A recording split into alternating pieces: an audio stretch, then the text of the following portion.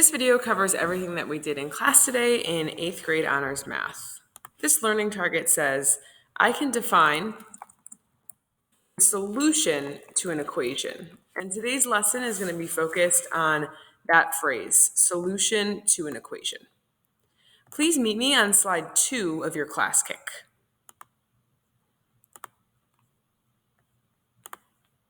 Your slide 2 will look like this. I know it says slide 6 on mine, but your slide 2 will look like this.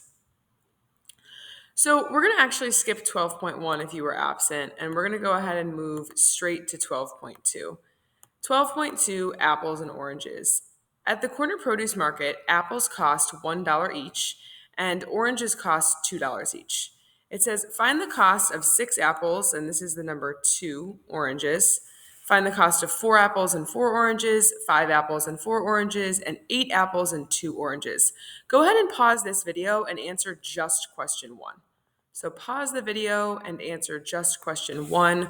We're on slide 2 right now in your class kick.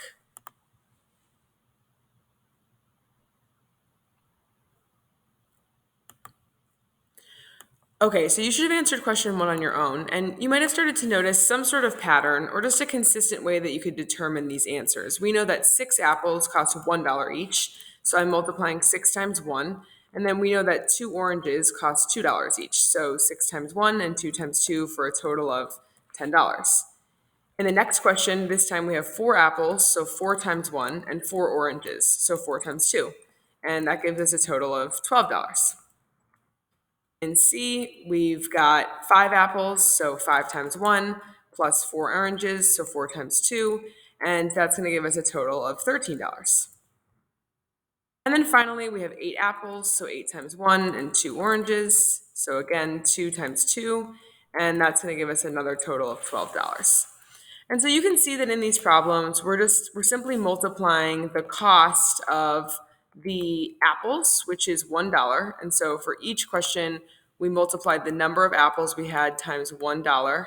$1 is the cost per apple, $1 each for those apples. And then we multiplied the number of oranges that we had by $2. So 2 oranges times $2, 4 oranges times 2, and so on. And that's going to tell us the total cost. Let's look at slide 3. I'm going to write in the top corner of my slide just to remind myself that apples cost $1 and oranges cost $2 because we can't turn the page back as easily as if we were in class.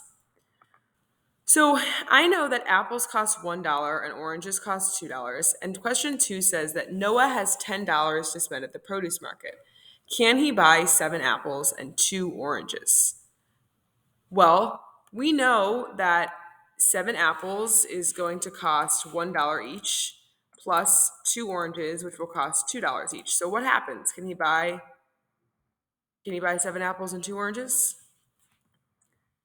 Well, the total cost would be $11. And so the answer is no, because 7 apples and 2 oranges cost more than $10. They cost $11.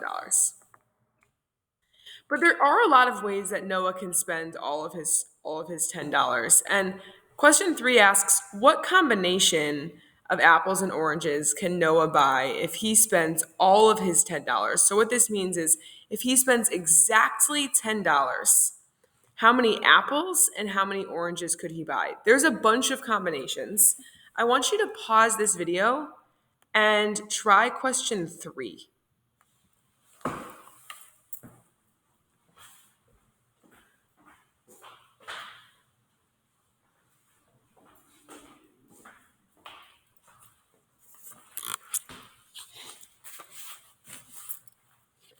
Okay, so you should have tried question 3 on your own. There are 6 combinations. How many did you get? Let's take a look. I'm going to keep writing in the form of an equation because it makes it easy to see kind of what's what. I know that he could get 0 apples, and if he got 0 apples, he would be able to buy 5 oranges. 5 times 2 because $2 per orange, and that's going to give me $10. Now, if he decided to get 2 apples, then he would only be able to buy 4 oranges, 4 times 2.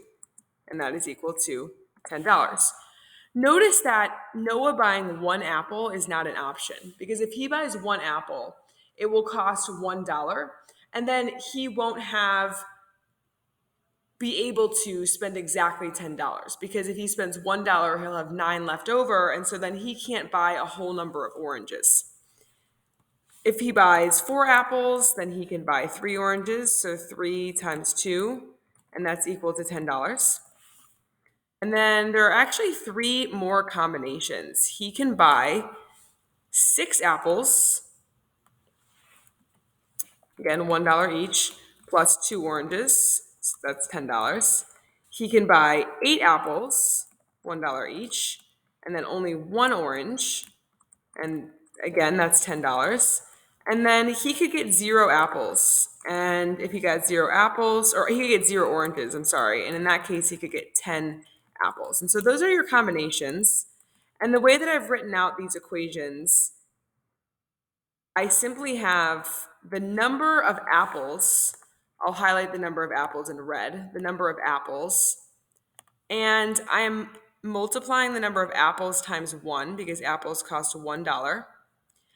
And then I'm adding the number of oranges. I'm highlighting that in orange times 2, because oranges cost $2.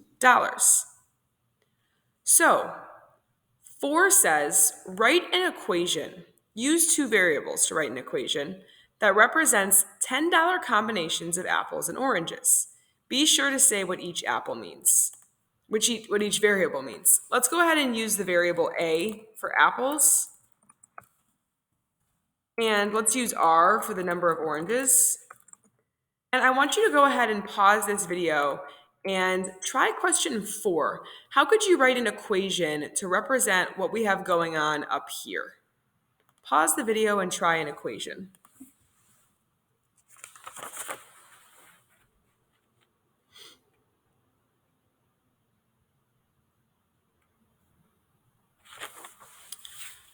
So we know that we're always multiplying the number of apples times 1, 1a, because we have 1 number of apples, plus the number of oranges we're always multiplying times 2, and we always get $10, because it told us that we have to spend exactly $10.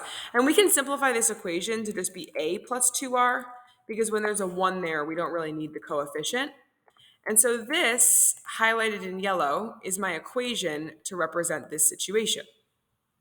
Now, what are 3 combinations that make your equation true? Well, we have 3 combinations. We have 6 of them actually listed up here. And we know that those are the only 6 because we went through it step by step. And so a combination that would make it untrue might be 12 apples and 13 oranges. We know that that would not cost $10. Another untrue example would be 0 apples and 0 oranges, because we know, again, that would not cost $10. Another untrue example would be 1 of each. 1 apple and 1 orange would only cost $3. And so my equation, which is the number of apples plus 2 times the number of oranges equals 10, would not be true for any of these numbers, because it's not going to be equal to 10. And again, the examples of the combinations that make it true, we already listed under question 3. If you need to pause this video to catch up, now is a good time. Otherwise, please join me on the next slide, 12.3. It looks like this. 12.3, you have 2 numbers. If you double the first number and add it to the second number, the sum is 10. X represents the first number, and Y represents the second number. Write an equation showing the relationship between y, x, and 10. Please pause the video and answer question 1.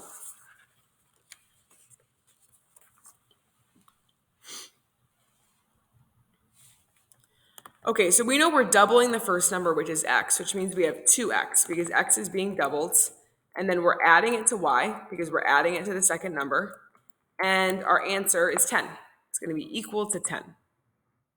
Question 2 asks you to draw and label a set of x and y axes and plot at least 5 points on the coordinate plane that make the statement true. Let me show you how I would draw that coordinate grid. It only needs to be a sketch, and so I would just use the straight line tool to draw kind of a basic grid. And you don't have to have perfect labels or anything like that. You just need to be able to plot the basics of this equation in the grid. So I might draw in just a few tick marks so that I can be clear kind of about, okay, I'm counting by ones. And once I know I'm counting by ones, I can just go ahead and label the rest of the graph with a couple of tick marks.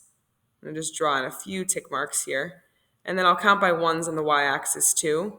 And I'm going to label it with one so I know I'm counting by ones. But again, this does not have to be perfect. I'm more looking for a sketch, and that's what the question is asking for. So if you need to pause to draw your grid, you can do so. It's asking us to plot x and y values from this equation up here, from this equation, that make it true. And so let me give you an example, right? If we draw a table, an xy table, and I have an x value that's equal to 1. If this x in this equation is equal to 1, I am multiplying 2 times 1 plus something equals 10. So in this case, I would know that my y value had to be 8. Here's another example. If y was 0, I knew that this y right here was 0. I know that 2 times something is 10, so I know that x has to be 5. Right? If x was 0, that would mean that this part of the equation was gone. Y would have to be 10. I'm actually going to change my coordinate grid. Instead of counting by ones, I'm going to count by twos so that I can fit some of these points in the graph, because otherwise they would have all been off of the grid.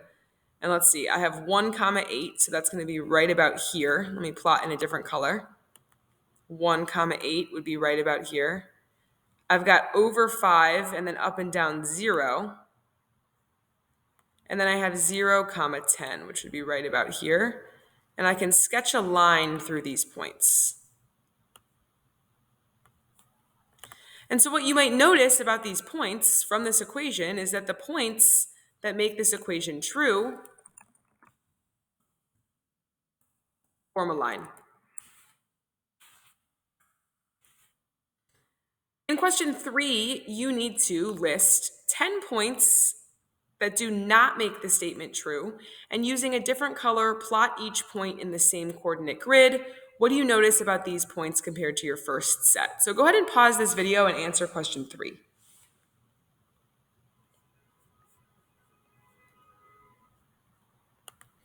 All right, you should have tried question 3 on your own, and there's infinite examples. One example is just the origin.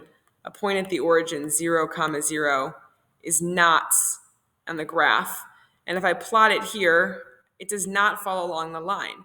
And so any point that is not on the line does not make the equation true. And that's the key takeaway from today's lesson, is that the solution to an equation is the pair of values that makes an equation true. Solutions always fall along the line of an equation. And so we know that all of the solutions, every value that makes this equation up here, this one right here, true, all the ones that make this true would fall along this orange line. And any dot that does not fall along the orange line is not a solution to the equation. And that's how we determine whether or not an equation is true. Please make sure that you've answered question 3 thoroughly, which is that you have 10 points that are not a solution to the equation. When you're finished, there is a summary on the final page of ClassKick that will be helpful to read over. There's no exit ticket and there's no new homework tonight. And so once you finish this video, you are good to go for today. Please go into the homework from the week and make sure it's all completed.